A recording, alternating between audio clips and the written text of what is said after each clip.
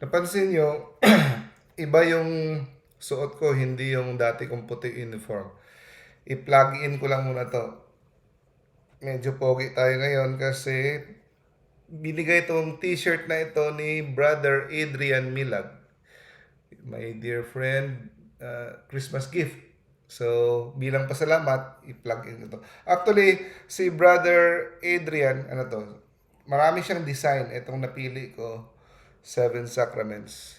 Napakaganda ng mga t-shirts ni Brother Adrian. Um, Tawag dito. Meron, ipopost ko mamaya. Nagmamadali kasi ako kasi late na ako. Popost ko yung link ng kanyang website. Makaka-choose kayo ng mga different designs niya sa t-shirt. So again, thank you Brother Adrian Milag sa gift. Wala pa akong gift sa iyo. So, yun. I-plug ko lang sandali. Okay, now let us have our lecture. How to have a happy death. Medyo nakakatawa, no? Meron pang nag-happy face sa ano, no? Paano mamamatay ka na nga, matutuwa ka pa, no? Pero sa ating mga Katoliko, mga kapatid, pag sinabi nating happy death, ibig sabihin yan, namatay tayo in the state of grace. Namatay tayo in the state of sanctifying grace. Yan ang ibig sabihin ng happy death, mga kapatid. Okay?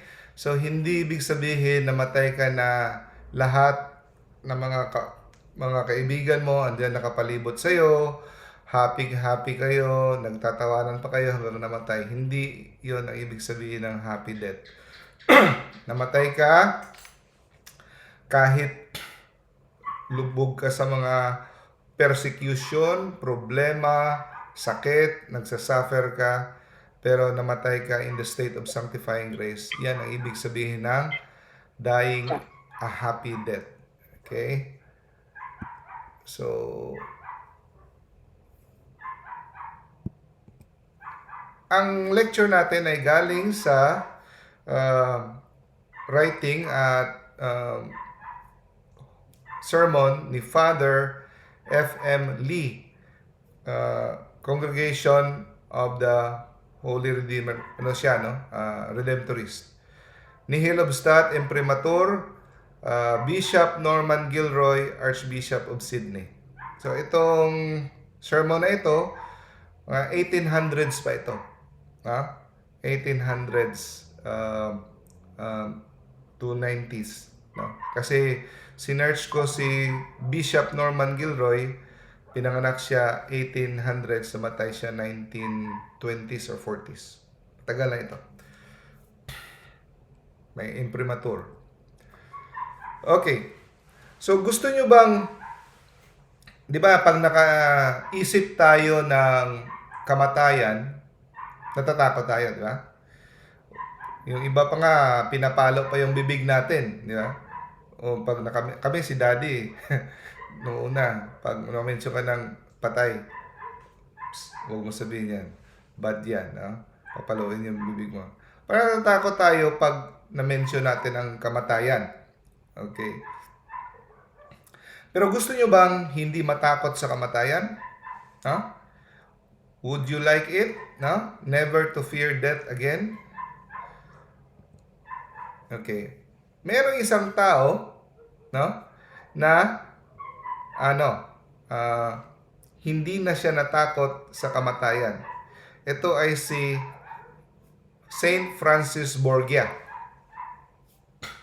Si Saint Francis Borgia, isang araw, nung hindi pa siya buhay banal, isa siyang sundalo, nagsiserve siya under Queen Isabella, no?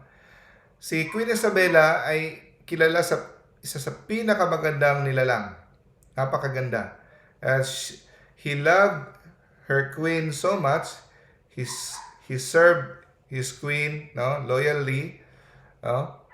At he is very promising soldier.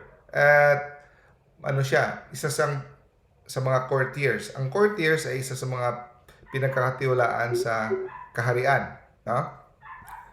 Now, namatay si Queen Isabella at a young age. No? Buong kaharian nagluluksa. No? And then, siya ay tinahasan na mag-escort sa libingan ni Queen Isabella. Ihahatid hanggang sa huling hantungan. Nung andun na sila sa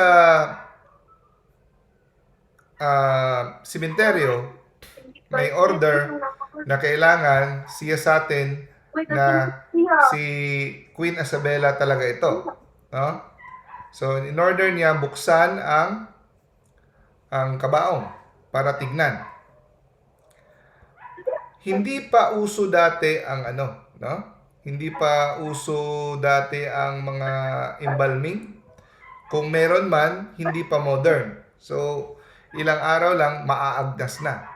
So, pagbukas nila, naaagnas na yung mukha ni Queen Isabella at hindi na makilala. May mga uod na gumagapang sa mukha.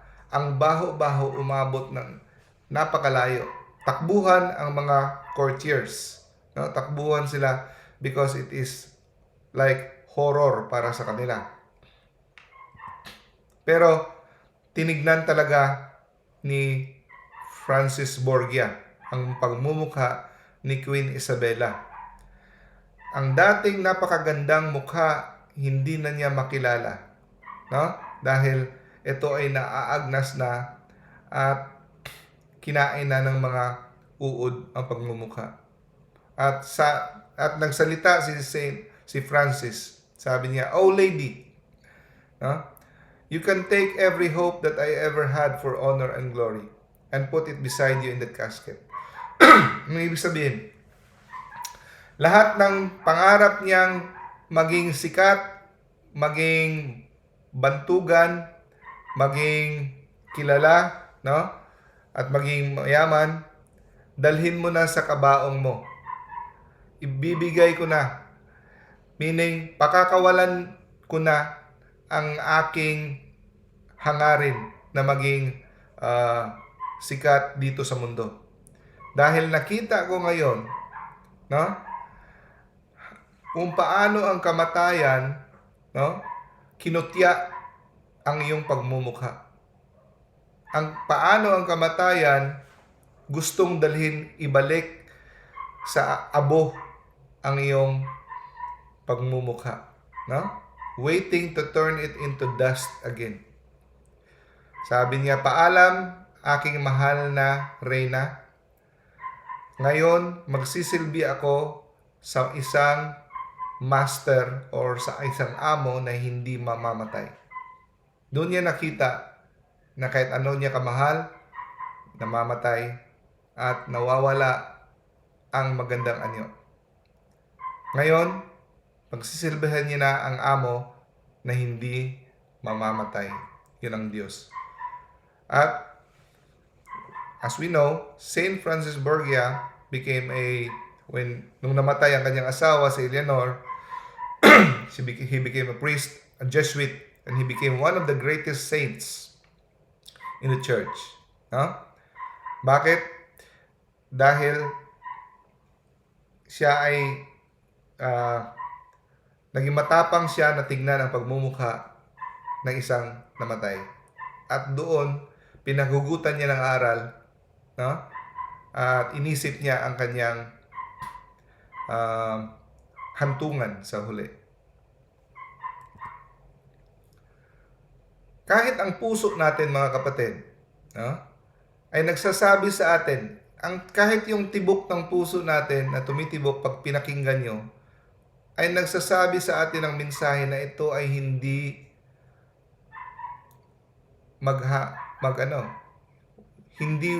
hindi ito magpapatuloy sa walang hanggan. Ito ay matatapos rin. Ito ay titigil rin. Ang puso, kahit yung puso natin sinasabi sa atin, siya ay hindi magpapatuloy, magpawalang hanggan. Lahat tayo ay mamamatay. We shall die. It is the curse of death is on us. Kahit ang anak ng Diyos, si Jesus, ay nakatikim ng sumpa ng kamatayan. Ha? Kaya, planuhin natin ang ating hantungan. Dapat meron tayong battle plan. Itong battle plan na ito ay digmaan, hindi laban sa kamatayan dahil wala namang makakadaig sa kamatayan. Lahat tayo ay kukunin ng kamatayan. Pero ang ating digmaan para sa ating kaluluwa na magkakaroon tayo ng masayang kamatayan. So, ang una sa ating battle plan ay ating parating isipin na tayo ay mamamatay. Kagaya sa akin,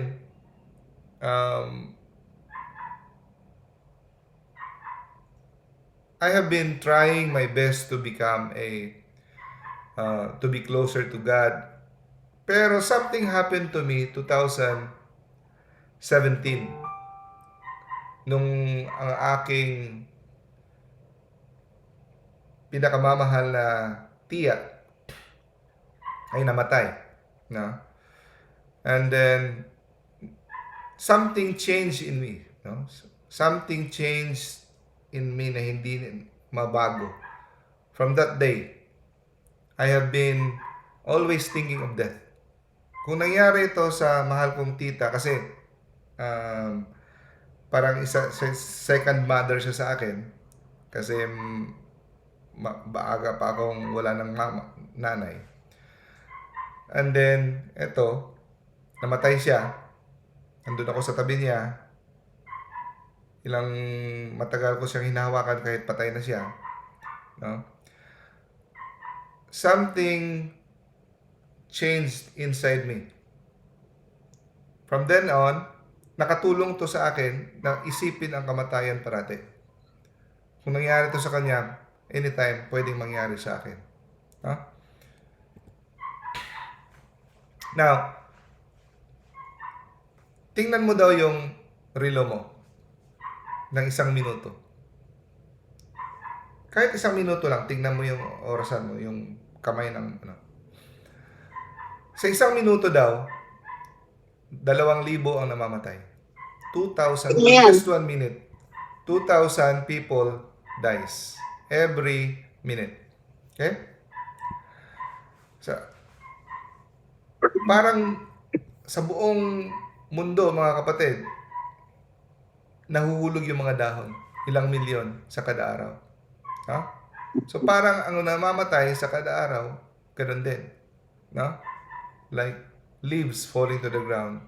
Haharap sa hukom ng Diyos. No? Every day, may haharap sa hukom ng Diyos.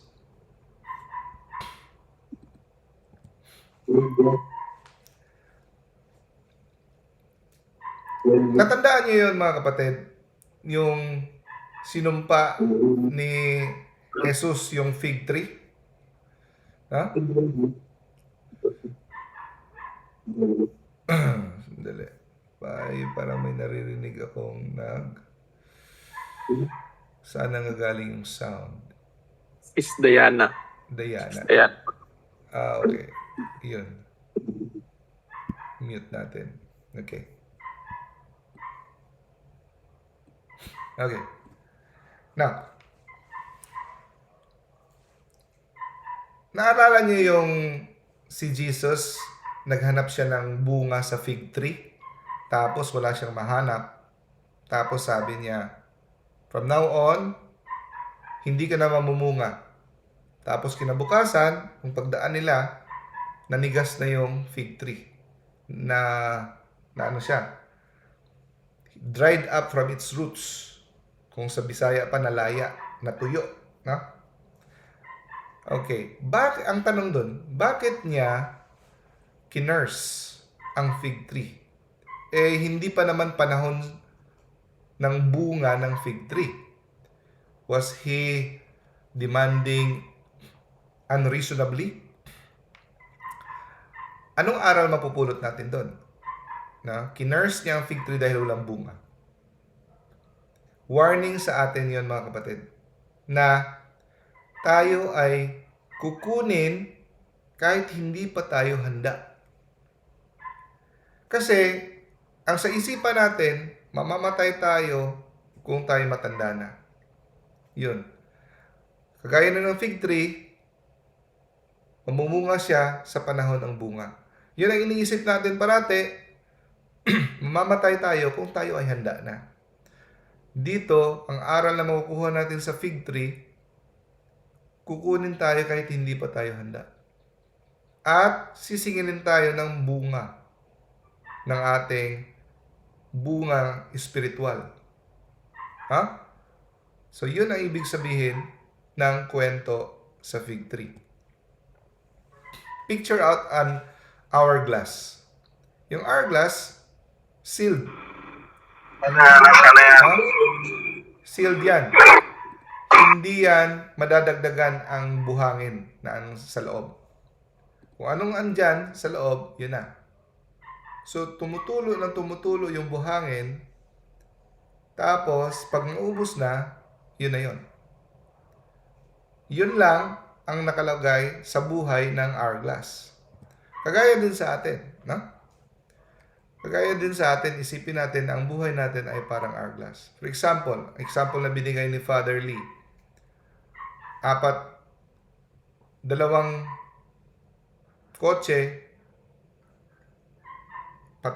patungo sa intersection, tig-aapat yung pasahero, puro mga lasing, nag-enjoy, hindi nila alam, no? Minuto na lang natitira at sila magbabanggaan na. At sila ay haharap na sa kanilang tagapaglikha. Ngayon, kailangan pang gamitan ng mga makinarya para tanggalin ang kanilang mga katawan sa mga nayuyuping mga bakal. Pero nung sila ay sumakay sa kanilang mga kotse, ang kamatayan ay malayo sa kanilang isipan. Yeah. Hindi nila inisip ang kamatayan nung sumakay sila sa kotse. Pero, ngayon, sila ay na-aksidente. Pero hindi ito aksidente, mga kapatid.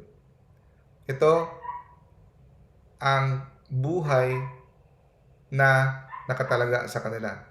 That was all the life they had. Yun lang ang buhay na ibinigay sa kanila. Hanggang doon lang sila. At ito ay naubos na. It is no accident. No? So, isipin din natin yung hourglass sa buhay natin. Ilan na lang ba natitira? Hindi natin alam. Diyos lang. Wala nakakaalam kung ano kadami buhangin ang nilagay ng Diyos sa ating hourglass. Malay mo, baka 3 araw na lang. 3 oras na lang. Pwedeng blood clot, pwedeng stroke, pwedeng kotse. Kukunin ka ng Diyos kahit saan ka man. No? Kung ang taning ng buhay mo ay yun na lang. No? Walang makakadagdag kahit ikaw hindi ka makakadagdag. Yan ay nadesisyon na kahit hindi ka pa nabubuhay. Niligay na ng Diyos kung ano ano katagal ang buhay mo. No? No one can add. At itong buhangin na ito ay dumadaloy kada oras. At ito ay paubos ng paubos. Ha? Sa isang araw, 40,000 ang namamatay. 40,000. At sa 40,000 na yan, sabi ni Father Lee, 25,000 ang hindi handa. 25,000 ang hindi nila nalalaman, hindi yung handa ang kaluluwa. Ibig sabihin, hindi nila alam na mamamatay sila. Yung iba dyan, handa sila kasi may cancer, malapit na sila mamatay, andun sa hospital nakaratay. Pero yung 25,000 sa 45,000 na yan, sa 40,000, hindi nila alam na mamamatay sila. No? Nanonood ka ng TV, may pinatay ng riding in tandem. Hala, kawawa naman, pinatay siya. Tapos, di mo kaakalain, bukas makalawa, ikaw na naman yung biktima. Ha? So, yung mga namamatay, mas bata pa sa'yo, mas healthy pa sa'yo, mayaman, mahirap, lahat. No? Biglaan. At sila ay hihilain, pilit na yuyudyurin patungo sa kanilang hukuman. At pananagutin sa lahat ng mga binigay ng Diyos sa kanila. Perhaps, no? Ang iba, nakaupo lang sa kanilang tahanan. Ang iba, in a bad marriage. Ano ibig sabihin ng bad marriage? Living in an adulterous marriage. Kinakasama mo, divorsyado, live-in, hindi kasal. Yan ang example ng bad marriage. Nag-iintay ng Holy Week para doon pa makapagkumpisal, no? At ang iba, once a year lang magkumpisal. Pero hindi nila alam, by 2 o'clock tomorrow afternoon, i-identify na ang kanilang body sa morgue.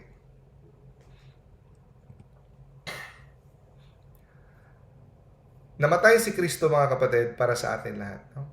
Mahal niya tayo lahat. Pero kailangan niya tayong hukuman. Andyan yan sa Apostles' Creed. He will come to judge the living and the dead. Christ will judge us. No? Kahit mahal niya tayo, kailangan niya tayong hukman. No? Kaya nagmamakaawa siya nung sinabi niya sa Biblia, I will come to you like a thief in the night. Winawarningan niya tayo. No? Mag-ingat kayo na hindi ko kayo madatnan sa isang bahay, sa isang kotse, sa isang lugar na hindi niyo gustong madatnan. Di ba? Pag gumagawa kayo ng kasalanan, lalo na mortal sin, iniisip mo sana wag mo muna ako mamatay. Di ba? Kasi hindi ako ready. Kasi alam mong may ginawa kang kabulastugan. Andun ka sa kotse, kasama mo boyfriend mo, may ginagawa kayong mga hindi maganda. Andun ka sa isang sinihan, sa isang bar, sa isang lugar. O ano. Sabi niya, may lugar ba, may sitwasyon ba na hindi mo gustong madatnan kita? Huwag kang pumunta doon. Stay out of it. Umalis ka sa lugar na yon. Kasi, I promise you, no, na darating ako na parang magnanakaw without warning.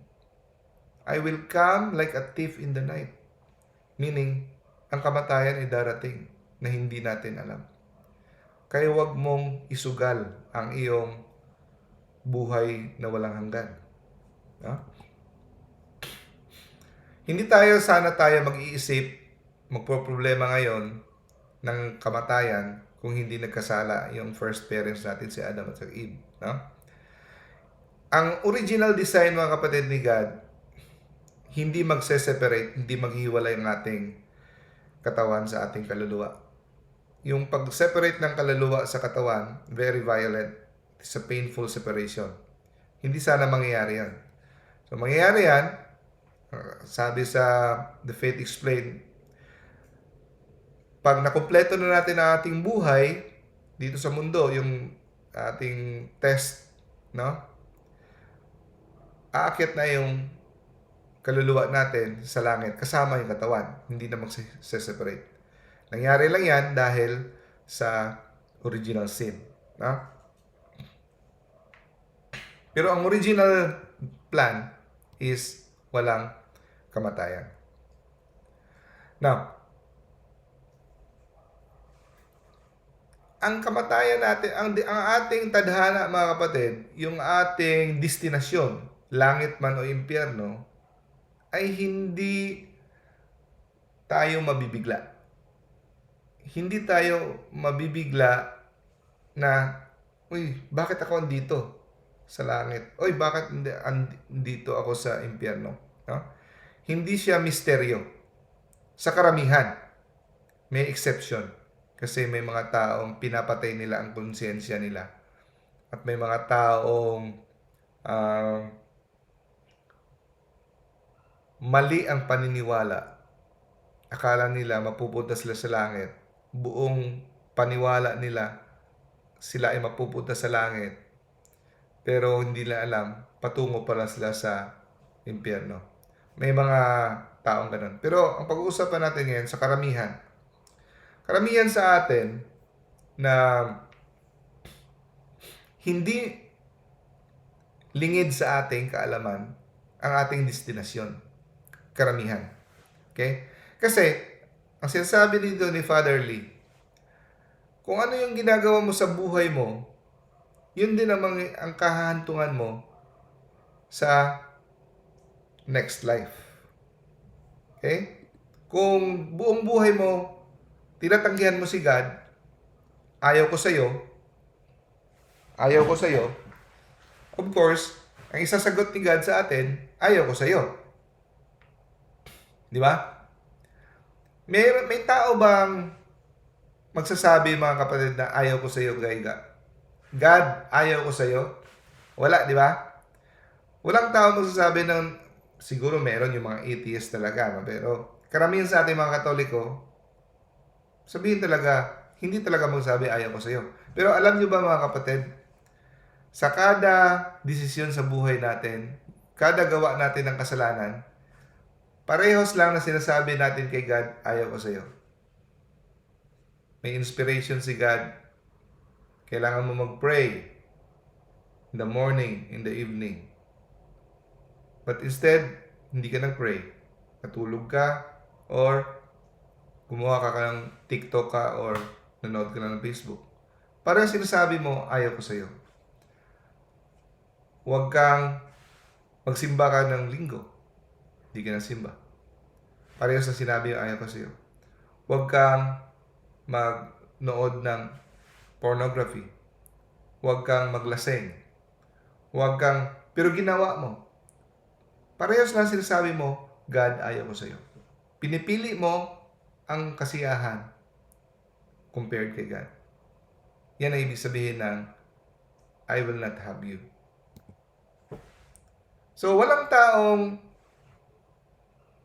ang buhay niya ay nag-build siya ng foundation for hell, tapos pagkamatay niya, pagka dilat ang matya, andun siya sa langit. At wala rin taong nagbi-build up for heaven that will go to hell. So kung anong pundasyon ang tinatayo mo dito sa mundo, yun din ang kahantungan mo. Huh? So yung sinner, ina-arrange niya ang hell para sa kanyang sarili. Actually, dalawang hell ang nangyayari. Sa mga taong pinipili ang kasamaan, nawawala ang peace of mind. Yung peace of mind, di ba sabi ni Jesus, I bring you peace. Pero hindi yung peace na kagaya ng binibigay ng mundo. No? So yung peace sa heart ng tao, yung taong living in the sanctifying grace. Na alam niya na sinusunod niya ang kalooban ng Diyos. So meron siyang peace of mind. Yung mga tao hindi sinusunod ang kalooban ng Diyos, gumagawa ng kasalanan, wala ang peace of mind sa heart nila. Pilit nilang pinapatay yun. Yung nababagabag ang kanilang konsensya, pilit nilang pinapatay. Meron silang peace, pero peace sa mundo. Hindi peace na sa spiritual. No? So, dalawa ang kanyang impyerno. Sa mundo, nagsisimula na. Wala siyang peace of mind. Mayaman man siya, lahat nakukuha niya, makapangyarihan siya, pero hindi siya nababagabag siya kasi ang demonyo ang kanyang sinusunod. Isang example, isang pare, pumunta siya sa hospital. Nagmamadali, dala niya yung mga holy oil kasi ano siya, no? Anointing of the sick. Kasi may pasyente siyang pupuntahan na kanyang tiyo. Yung tiyo niya malapit nang mamatay. So nagmamadali siya para maagapan, mapakumpisal niya at mabigyan ng anointing of the sick. Itong tiyo niya had been living with a divorced woman for 12 years. No? Nagsasama sila ng isang babaeng divorced for 12 years. Ang pare, andun lang sa kabilang kwarto, hindi makapasok sa mismong kwarto ng kanyang tiyo dahil ang babae ayaw na ayaw siyang papasukin. Violently refused to let the priest enter. Actually, nung kinakasama niya yung babaeng yon, long ago, the decision has already been made for his eternity. Kaya namatay siya, ang pare 10 feet away lang. Hindi siya nakatanggap ng confession, hindi siya nakatanggap ng anointing of the sick.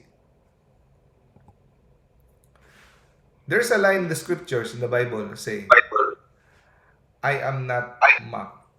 Huh? I am not mocked. Hindi ako makukutya. So akala mo, si God, pwede mo malusutan o pwede mo siyang kutyain. Hindi. I-explain ko mamaya anong ibig sabihin ng I am not mocked. At sabi rin sa Bible, it is a terrible thing to fall into the hands of the living God. Kasi iniisip lang natin parati, God understands, God love. Ang ginagawa karamihan ngayon ng mga, lalo na sa mga preachings ngayon, sa mga homilies, ginagawa natin si God na parang lola na nagpapa-spoil. Si God ang parati nating pinapa-adjust. Si God ang parati nating pinapa-understand. Hindi na natin nire-respeto ang divine majesty ni God. Hindi na natin nire-respeto ang divine justice ni God.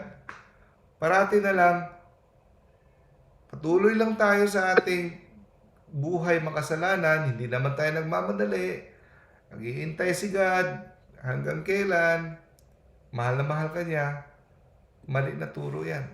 No? God is love, God is merciful, kaya tayo binibigyan ng chance. Pero God will not be mocked. Hindi natin pwedeng yurakan ang kanyang awa. No?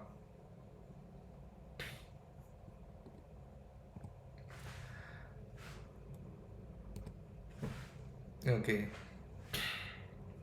We watch human life and it becomes a grim thought. No? Yung iba, sabi, ang kanilang buhay, imbis na magising para magsimba, patuloy sa paghiga, sa pag-iskierda, pupunta sa beach, mga gagawain, imbis na magsimba sa linggo. Alam naman natin na malaking kasalanan ang hindi pagsimba sa linggo kung walang mabigat na rason. At yung iba naman, meron silang mga secret na mga sin. Kagaya ni Raymond Deocres, yung kinuwento natin dati, isang sikat na profesor, isang pare, hinahangaan, respetado, no? Nung namatay siya sa kanyang libing, dun sa simbahan, bumangon bigla at sinabing, ako ay hinatulan ng Diyos sa impyerno. So doon, nalaman na meron pa lang siyang secret sin. So, yung ibang tao may mga sikretong mga kasalanan na hindi tinatago, na hindi sinasabi sa kumpisal. Pwedeng ito ay impurity, secretly watching pornography, walang makakaalam yan. Pwedeng sa isipan mo lang, parati kang nakikipag-sex sa isipan mo. No? Or Sa isipan mo, meron kang hindi pinapatawad, galit, bitterness, thoughts of vengeance, despair, blasphemy, kung ano pa. No? So, yung mga taong yon na ipinaubaya na nila ang kanilang sarili sa kasalanan yon, sila ay umaasa ng langit, pero ang kanilang pag-asa sa langit ay isang pag-aalipusta, isang mockery. No?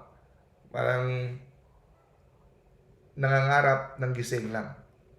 Hindi realidad ang kanilang pangarap na papunta sa langit. Kasi wala naman silang ginagawa para ma-conquer ang mga impurities. So sa kada kasalanan o sa kada taong makasalanan, merong madilim na silid sa kanilang puso at ang pangalan ng silid na ito ay kamatayan. Takot silang mamatay. No? There is a dark core of unhappiness. His name is death. So, isang tao na merong tinatagong kasalanan at dahil sa hiya, hindi niya masabi sa pare, hindi niya matanggap-tanggap sa kanyang sarili. Kung alam niya lang, no? Kung ikaw man yan nakikinig ngayon, kung alam mo lang kung gaano katuwa ang pare at tataas ang respeto ng pare sa iyo pag sinabi mo kahit ang kahindik-hindik na mga kasalanan. Lahat ng pare, pag sinabi mo, akala mo bababa ang tingin nila sa iyo dahil sinabi mo itong mga brutal na kasalanan. Lalo kang re-respetuhin ng pare dahil makikita nila sa iyo na ikaw ay may humility. Tinanggap mo at inangkin mo yung kasalanan. At kung natatakot ka at nahihiya ka at nahihirapan ka, sabihin mo, Father, meron akong tinatagong kasalanan, tulungan mo ako. No? Meron akong tinatagong kasalanan, matagal na ilang taon na, tulungan mo ako. Tutulungan ka ng pare. Mostly. Pero, I'm not saying na lahat ng pare mababait. Meron din pare na hindi marunong at hindi ka tutulungan, pero karamihan ng pare, tutulungan ka. No?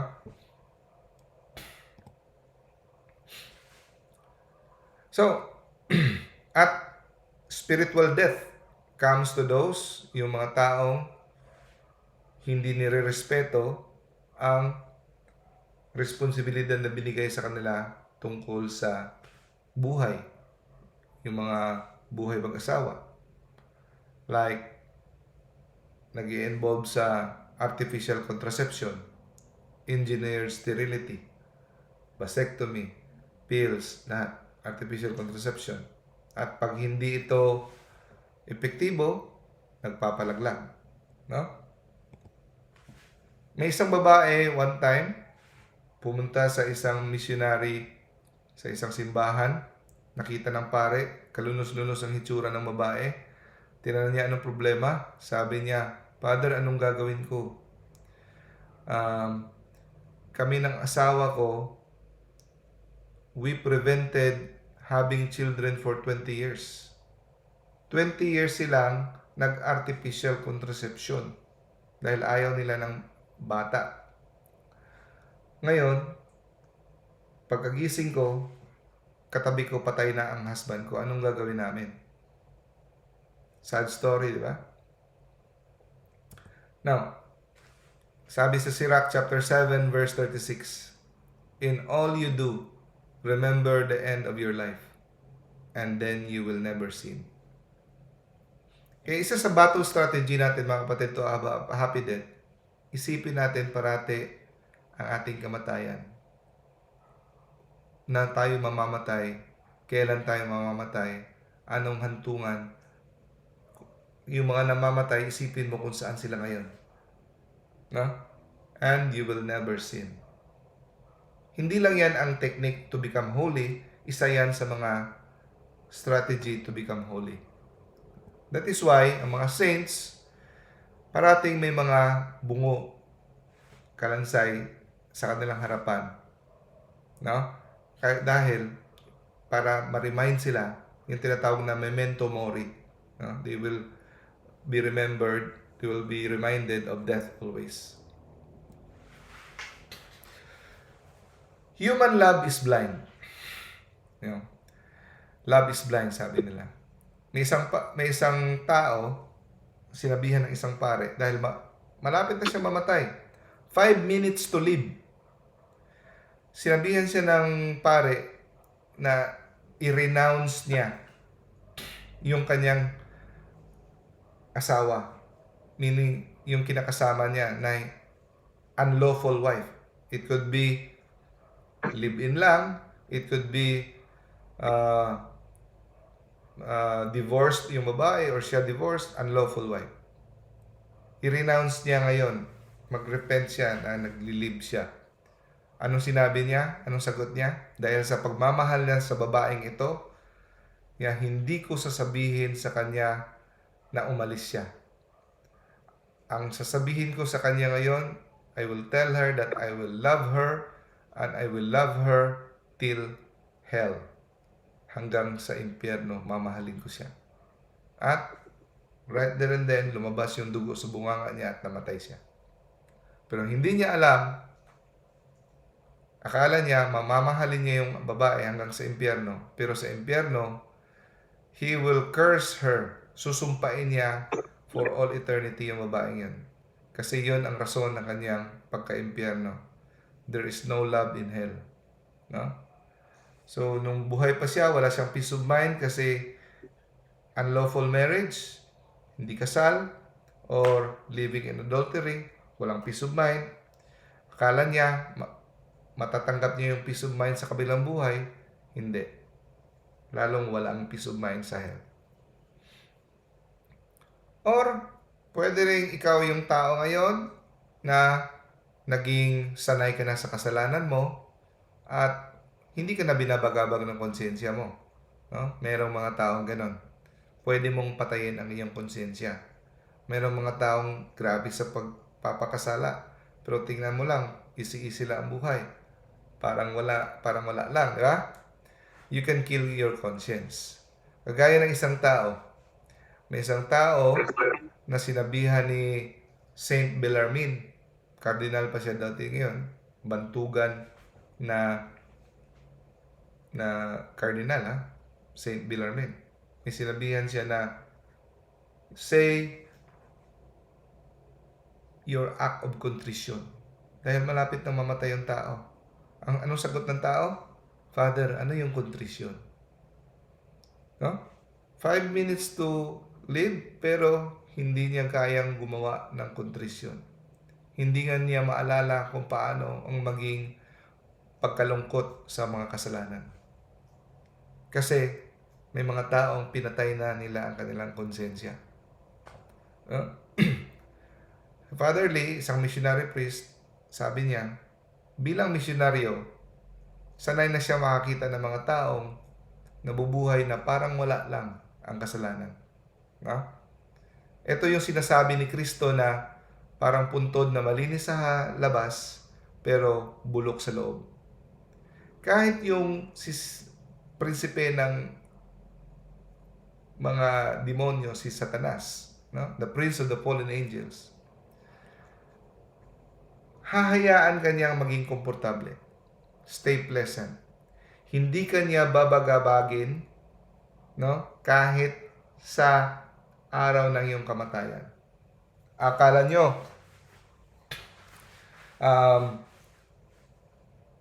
pag malapit ka na mamamatay, lahat ng tao makokonsensya ng kanilang kasalanan para magkumpisal. Hindi lahat.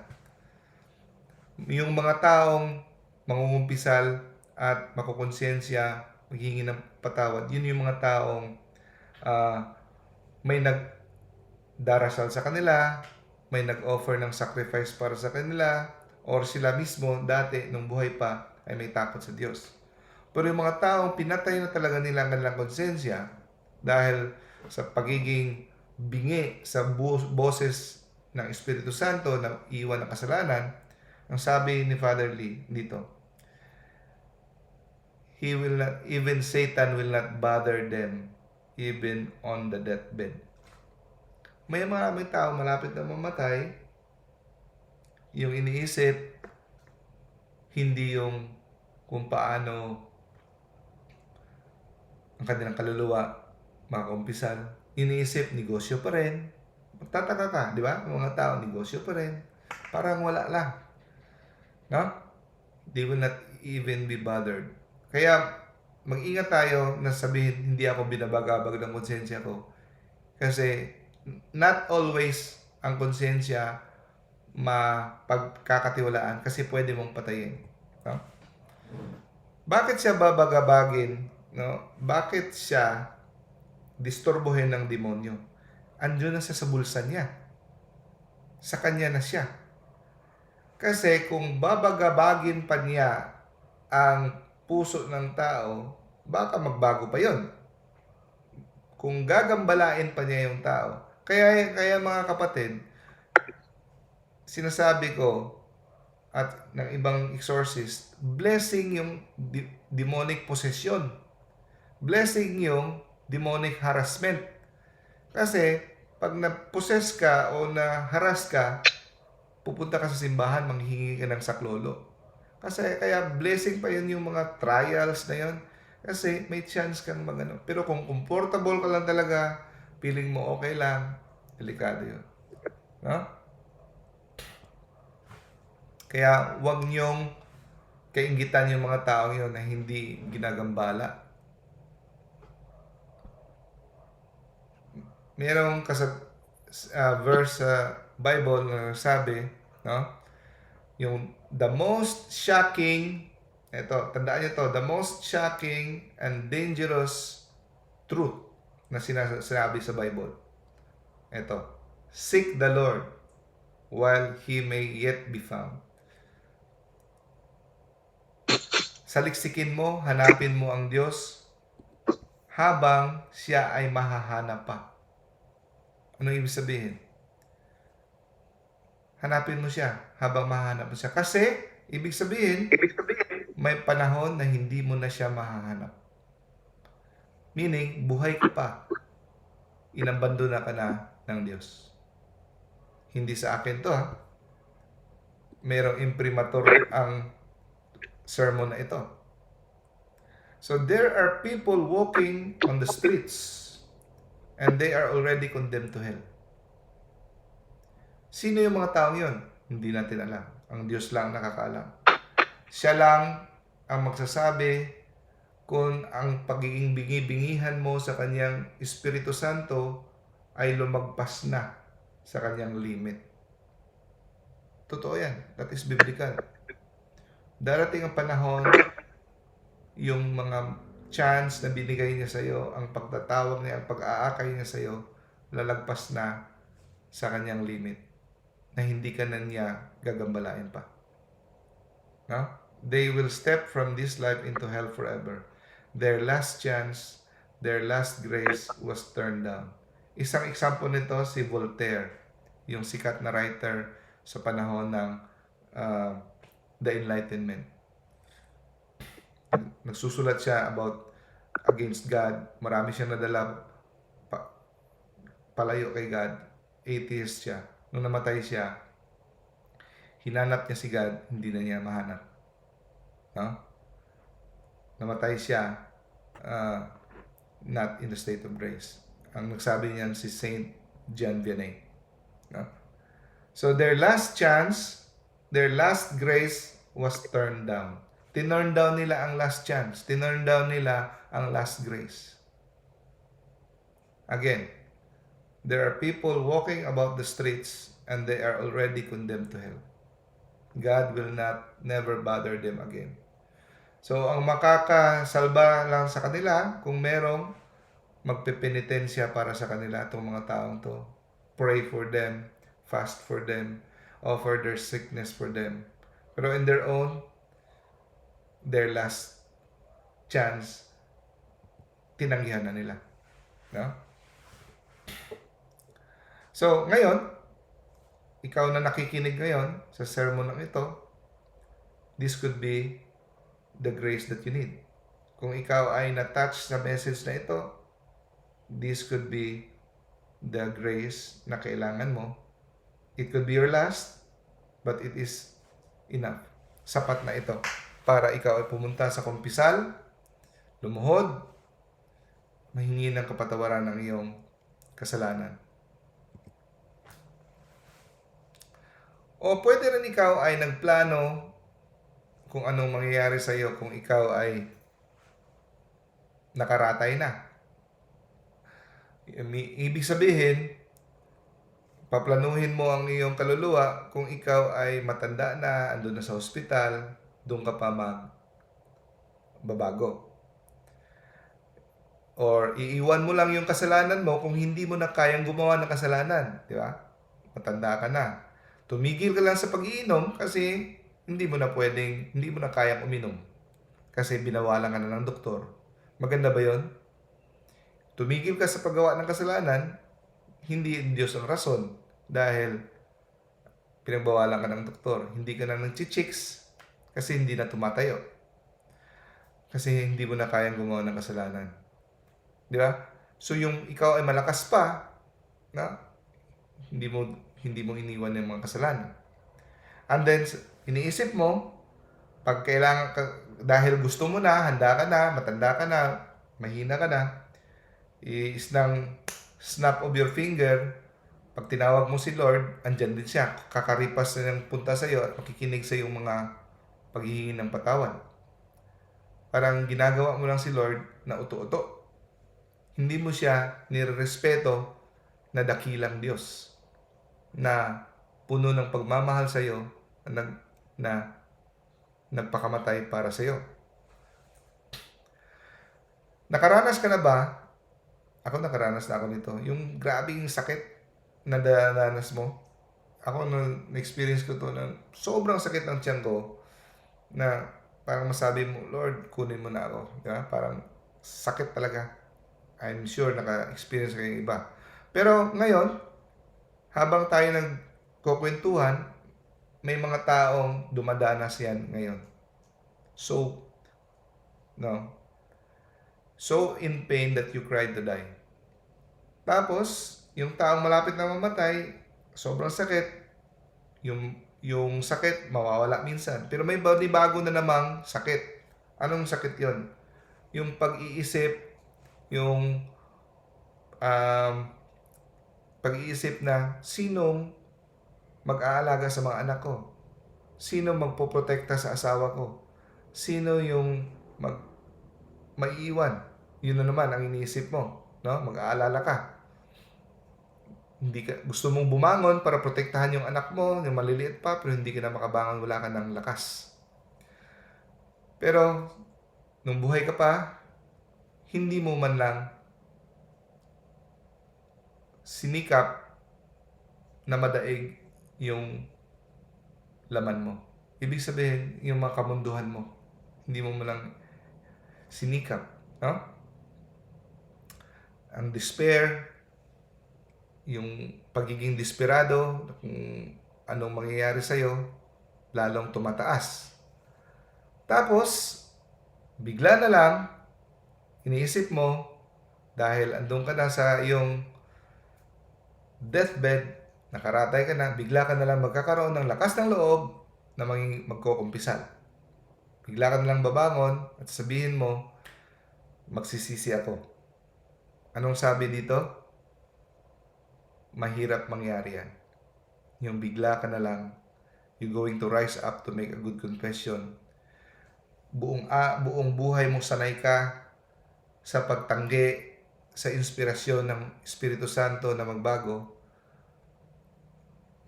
malabong mangyari yun, sabi ito. Bakit?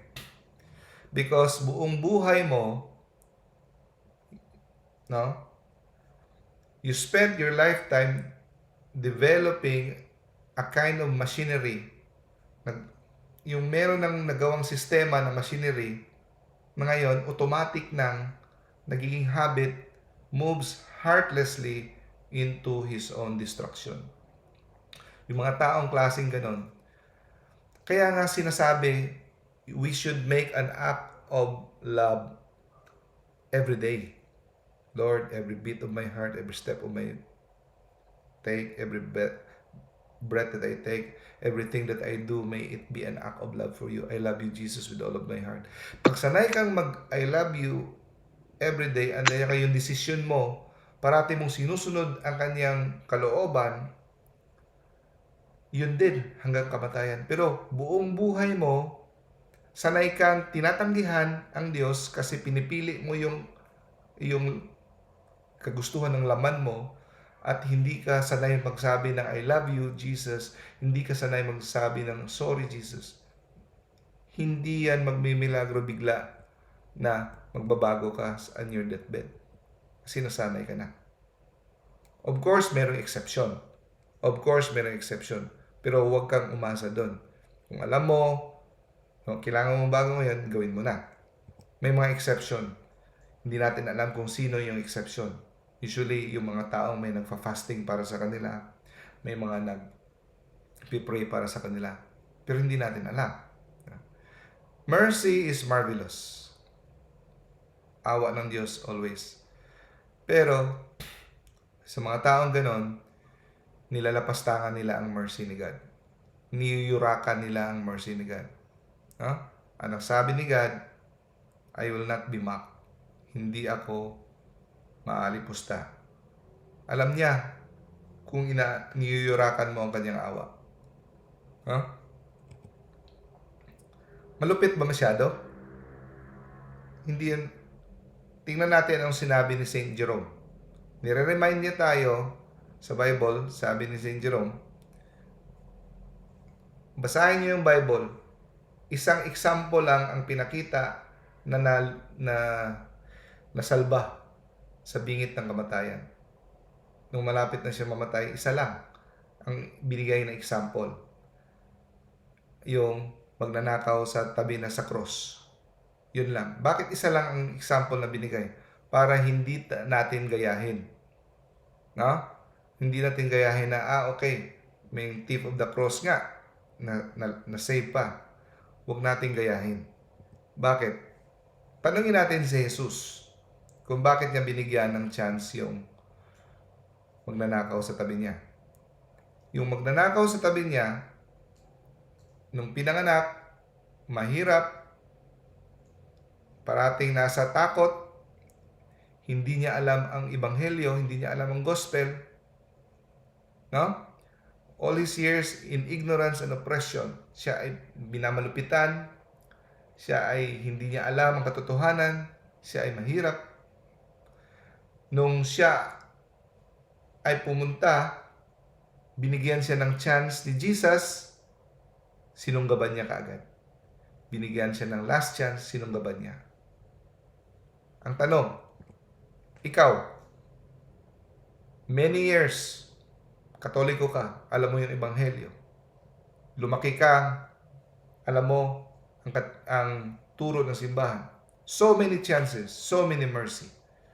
Tapos gayahin mo yung thief, yung magnanakaw na hindi niya alam ang ebanghelyo. Yung mga babae, yung mga tao sa during Roman persecution, they have to die for their faith. Pinapakain sila sa leon. Ilang libo ang nanonood sa kanilang kamatayan. No? Pinapagutuman yung mga leon 2 linggo para mabilis silang katayin yung mga Christians, early Christians. Pero hindi naman sila dapat mamatay. Ang gawin lang nila, kumuha lang sila ng kapiranggot na insenso at mag-offer sila, alas sila ng konting insenso sa harap ng rebulto ng Roman God. At sila ay palalayain na. Konti lang. Hindi na sila mamamatay. Pero, pinili nilang mamatay dahil alam nila ang kanilang eternal life ay naghihintay sa kanila. Dahil sa kanilang pananampalataya, alam nila na ang kanilang eternal life ay naghihintay. Sounds familiar? Hindi sila kailangang mamatay. konting insenso lang, makakalaya sila. Tayo, konting kantsaw lang ng barkada natin, gagawa na tayo ng kasalanan. Sila, mga tao sa unang panahon, ang dali-dali lang magbigay ng insenso, no? Hindi nila ginawa. Kahit sila ay kakainin ng leon, okay lang sa kanila. Tayo, ano bang hakbang na ginagawa natin, mga sakripisyo para tanggihan ang kasalanan? Huh?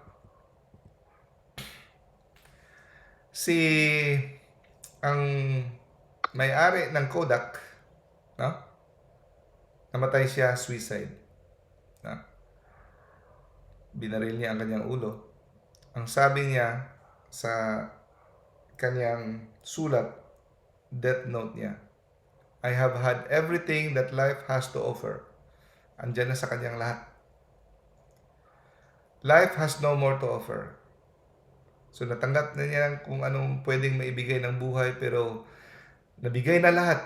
Natikman niya na lahat. Ngayon, ayoko na mabuhay kasi natanggap ko na lahat.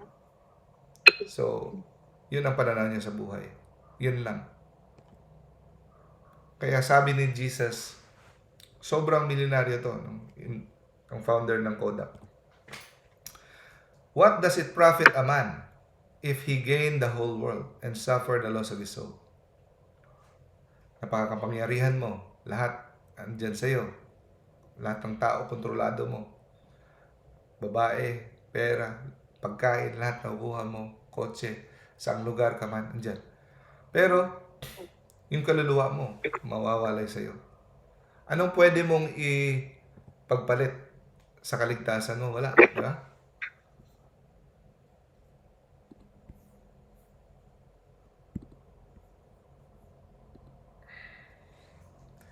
So, yung mga taong gumagawa ng kasalanan, iniisip nila sana, aabot pa ako hanggang bukas.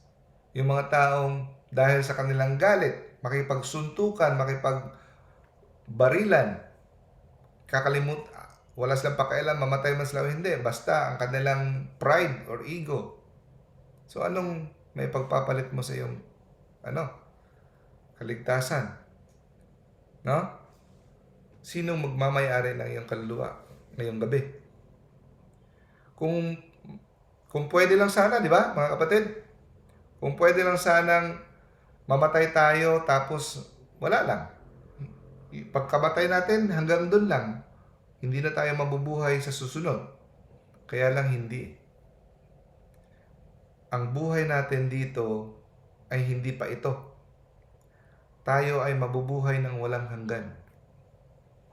Pero kung totoo na hanggang dito lang tayo, so pwede nating gawin kung kahit anong gusto nating gawin. Di ba? Buhay lang yan, di ba? Kaya ng taong ito, akala niya yung buhay niya hanggang dyan lang. So, natanggap niya na lahat ng kasayahan, bored na siya, wala nang ma-offer na bago ang buhay, so ayaw niya mabuhay. Kaya lang, mga kapatid, alam natin, with the eyes of faith, na may buhay na walang hanggan at magpapatuloy ito. At pag tayo ay namatay na, pag natapos itong buhay na ito, saka pa magsisimula ang totoong buhay na walang hanggan. Ha? May mga taong nabubuhay lang para mabigyan ng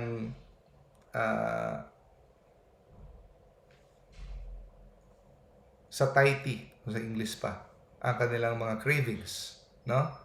Ma-satisfy, ang maibsan ang kanilang mga mapawi, ang hatak ng kanilang laman. Which, ang nangyayari, it will take up all their life. Nakokonsume ang kanilang buhay sa pagpaplano kung paano makakuha ng mga benepisyo sa buhay. Lahat ng yan, lahat ng mga kasiyahan, kaligayahan, enjoyment, hindi sila nagsasabi tungkol sa pangalawang buhay. Kahit anong saya mo pa, kahit anong successful mo pa, kahit ano ka mo pa kapangyarihan, hindi sila nagsasabi tungkol sa kahinatnan ng iyong pangalawang buhay. Tanging ang Diyos lamang. Tanging ang Diyos lamang ang makakapagsabi ng iyong sunod na buhay. No? About eternal happiness. Lahat ng happiness dito sa mundo hanggang doon lang. Pero when it comes to eternal happiness, buhay, kaligayahan na walang katapusan, tanging ang Diyos lang ang makakapagsabi. Sa Katekisimu nagsasabi, know me, love me, and serve me. Know God, love God, and serve God. Pag ginawa mo yon, no? Lulunurin kita ng lahat ng kasiyahan na gusto mo sa buong eternity. At lahat ng mga sakripisyo, pagtatanggi mo sa mga kamunduhan, mga persecution, mga kahirapan, makakalimutan mo lahat. Makakalimutan mo kahit anong hirap kasi malulunod ka sa kasiyahan. Ha? Tayo, isipin natin mga kapatid, pinanganak tayo para maging masaya. No? We are born to be happy. Isa lang ang makakakalungkot sa atin, ang kasalanan. Ang kasalanan. Bakit ang kasalanan lang ang makakapagpalungkot sa atin? Kasi ito lang ang hindi kayang maging joy. Hindi siya pwedeng kambyuhin para maging kaligayahan. Ano ibig sabihin? Weird ba? I-explain ko. Kasalanan lang hindi pwedeng ma-convert into joy. Bakit? Kahirapan, sakit, heartbreak, pagluluksa, loneliness, sorrow, suffering. Lahat yan. Lahat ng mga sinabi ko, di ba, hindi maganda? Lahat yan pwede ma-convert into joy. Paano? If you unite it with the cross of Christ. If you offer it to God. Poverty, sickness, lahat yan. Pwedeng ma-convert into joy. Ang hindi lang ma-convert into joy, sin. At alam niyo ba mga kapatid, lahat ng minimension ko, poverty, sickness, heartbreak, bereavement, loneliness, sorrows, na-experience lahat ni Jesus at saka ni Mama Mary. Lahat yan. Pero, saan sila ngayon? Lahat yan. They were all those things. Ganon din tayo. Kung hindi lang natin tatanggalin si God, ang peace of mind ni God sa ating puso. Huh? At another thing, sabi ni Father, another thing na nagwo-worry sa akin, lahat na nasa impyerno ngayon ay nagnanais mapunta sa langit. Or kung hindi man lahat, karamihan. Karamihan ng nasa impyerno ngayon ay nagnanais na mapunta sa langit. Pero ano nangyari? Bakit nasa sa impyerno sila? Kasi hanggang ano na sila, hanggang pangarap lang. Wala silang ginawa para matupad ito. Tamad sila masyado na i-deny ang kanilang self. Tamad silang masyado, mahal nila masyado ang kanilang sarili na ayaw nilang pasanin ang cross. Ha? So, nangyari, hindi nila namamalayan kasi gusto nila maging mapunta sa langit and they say they love Jesus. Pero hindi nila mataklihan ang hatak ng kanilang laman. Kaya, it turned out that they want hell. No? Ang Diyos, kailangan niya tayong ah, bibigyan ng pagsubok, test.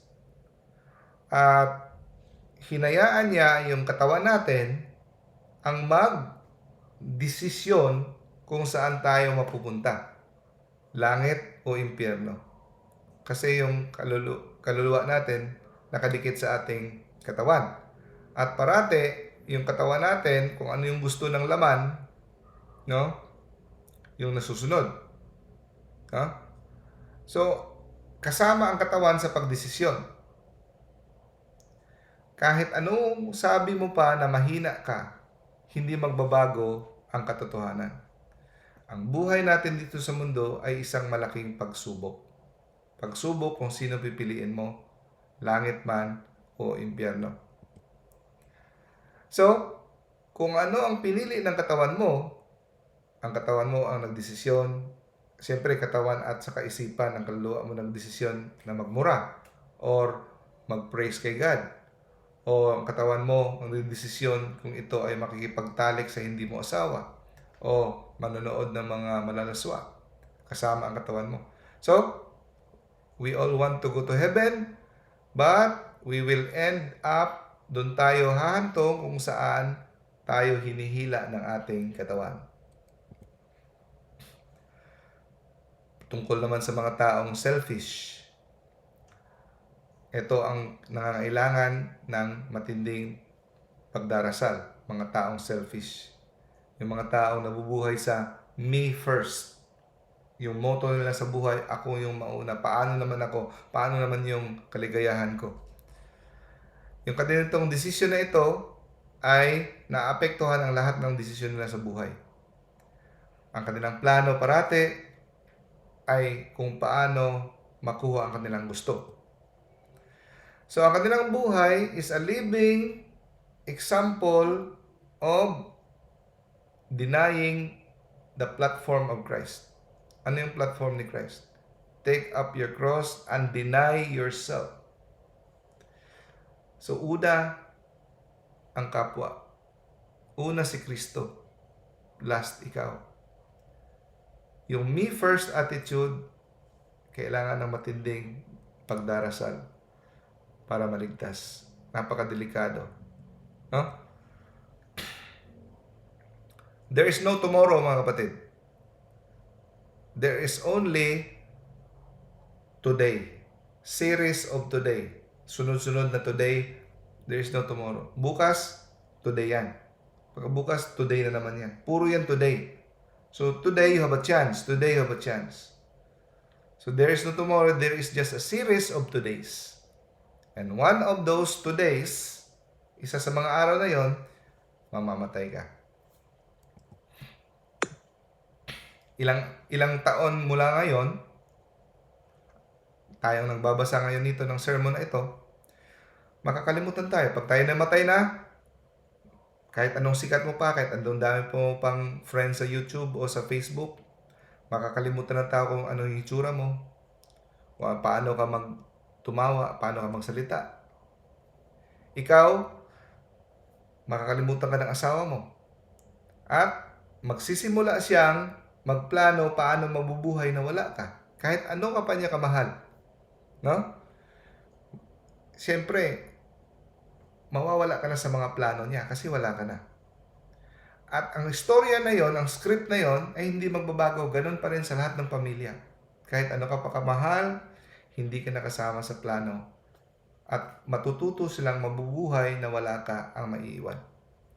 Kahit yung mga pinaghirapan mo, pinundar mo, lahat, pinagpaguran mo yan ng buong buhay mo.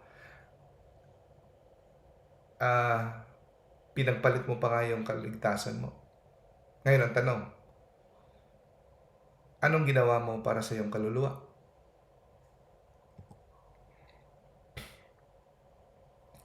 So, isipin mo, subukan mong isipin, tingin ka, tanungin mo yung tao.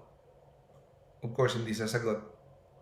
Imaginein mo lang, isang tao na galing sa impyerno, tanungin mo siya, kung ano ang napala niya na kanyang sinugal ang kanyang buhay. Sinugal niya ang kanyang kaluluwa. Dahil umaasa sa bukas na hindi dumating. Bukas na ako magsisisi. Bukas na ako magsisisi. Pero hindi dumating. Tanungin mo siya kung anong gagawin niya kung bibigyan pa siya ng another 5 minutes. Of course, alam mo nang sasabihin niya, di ba? 5 minutes. Kasi namatay na siya. Pero ikaw ngayon, anong gagawin mo? Meron kang 5 minutes. Ipapanood mo ba ng TikTok? Ipapanood mo ba ng Netflix? Hindi ko sinasabing hindi kayo manood ng Netflix. Di ba? Ibig sabihin, kung meron kang kasalanan ngayon, especially mortal sin, don't waste time. Instead na kung anong gawin mo, drop down on your knees. Lumuhod ka sa kwarto mo. Humingi ka ng patawad. Make an act of perfect contrition. If you have 5 minutes left.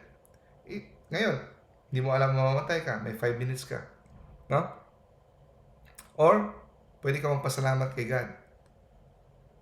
Araw-araw, pinapasalamatan, Lord, salamat na hindi mo ako kinuha. Hindi mo pa ako pinatay nung panahon ng kaimoral ko. Dami kong kasalanan nung una. Dami kong taong sinaktan. No? I have been a jerk before. Nagpapasalamat ako na hindi mo ako pinatay, Lord, during the time na kawalang hiyaan ko. Yun, pasalamat ka. 5 minutes. 5 minutes lang, pero it could mean your eternal life. No? Kahit ano pang nangyari sa past, kahit ano ka pa kasama, kahit ano ka pa balahura, immoral, 5 minutes, even less than that, you can ask for forgiveness. No? Remember, you are responsible for them. Stop wasting time. Remember, one Hail Mary can do very much. No? Kung ikaw daw ay makakapagsabi sa tao na nasa impyerno, alam mo, in 50 years, maaalis ka na dito. Anong isasagot ng tao sa impyerno sa'yo? Totoo? Kung totoo man yung sinabi mo, kahit ano pa, kahit 50 million years pa, wala akong pakialam. Basta maalis lang ako dito. Basta matapos lang ito paghihirap ko. Ang problema lang, hindi mangyayari yun. Kahit 50 million years. Ang impyerno, pag nasa impyerno ka na, walang hanggan. After 50 million years, magsisimula naman sa another 50 million years. No? Alam niyo mga kapatid, importante itong slide na ito. You have the greatest gift in the world tonight. Alam mo kung anong pinaka-greatest gift ng Diyos sa iyo ngayon? Buhay ka pa. You are alive. No? Pwede mong sabihin na dami mong failure sa buhay. Pwede mong sabihin ngayon na ikaw ay walang kwentang tao na walang nagmamahal sa iyo. Andun ka sa isang inuupahang kwarto na mag-isa, na ang mga tao sa palibot mo walang pakialam kung buhay ka pa o patay ka na. Wala na silang pakialam sa iyo. Pwedeng ikaw ang klaseng taong ganon. Pwedeng nakaratay ka ngayon sa higaan mo. Pwede yung buhay mo parang walang destinasyon. Pwedeng ganon. Pero the fact that you are alive, no? Pwede mo pang makamtan ang buhay na walang hanggan. You can still have it all. Di ba yung mga tao nagpapabotox, ayaw magtumanda, pwede ka mag-eternal youth, hindi ka tatanda. Sa langit mga kapatid. Eternal love, eternal life. Ginawa ka ng Diyos para sa langit. Always remember that. Ginawa ka ng Diyos para makapiling niya forever and ever. And the good news is, you can reach it. Pwede mo pang makamtan. You still have 5 minutes, di ba? Reach for it. Ha? Pag nakuha mo na yan, huwag kang bumitaw. Huwag mong bitawan yan. Yan ang ano yung hindi mo bibitawan? Sanctifying grace. If you have lived, if you repented of your mortal sins in the act of contrition, and then afterwards you go to a priest and seek for sacramental confession, you have the sanctifying grace. Hold it with the fingers of steel. Never let it go. No? That way, you can have a happy death. Saint Joseph, patron of a happy death, pray for us. Okay? So, Ate Ging, can you lead the closing prayer? Are you still there? Yes, Dan. Sige, Ate Ging, my Sige sister. mo. Sige, closing prayer tayo. Okay. Let's put ourselves in the presence of the Lord in the name of the Father and of the Son of the Holy Spirit. Amen. Lord, thank you for this opportunity to learn more about you, to be aware of what death, what really death means for us. That we are here in this world, fleetingly, temporary only, and there's a lifetime beyond our life here in this world, and we should be prepared for that. Our Father who art in heaven, hallowed be thy name. Thy kingdom come, thy will be done on earth as it is in heaven. Give us this day our daily bread, and forgive us our trespasses. We forgive those who trespass against us. And lead us not into temptation, but deliver us from evil. Hail Mary, full of grace, the Lord is with you. Blessed are you among women, and blessed is the fruit of thy womb, Jesus. Holy Mary, Mother of God, pray for us sinners now and at the hour of our death. Amen. Glory be to the Father, and to the Son, and to the Holy Spirit. As it As it was was in the in beginning, the merit and secula seculorum. Amen. without end. Amen. In the name of the Father, and the Son, of the Holy Spirit. Amen. Thank you, Ate Ging. Thank you sa mga Good evening. nag-attend ngayon sa Zoom. So, sino pang hindi ko nag-greet? Si Sister Elban Buena. Good Si evening, Brother Papa. Gerson. Hi, sis. Sis Mary. Sino pa? Brother Harry. Salamat po. Brother Ron. Yung mga hindi ko nag-greet kanina. Yung iba nag-greet ko na. At sa mga nanonood sa Facebook. Sa mga nagtyaga dito sa Zoom, extra points kayo kay Lord. Okay, bye-bye. See you next week. God bless us Thank you, all. God bless. God bless. Thank you po. Good night. Night.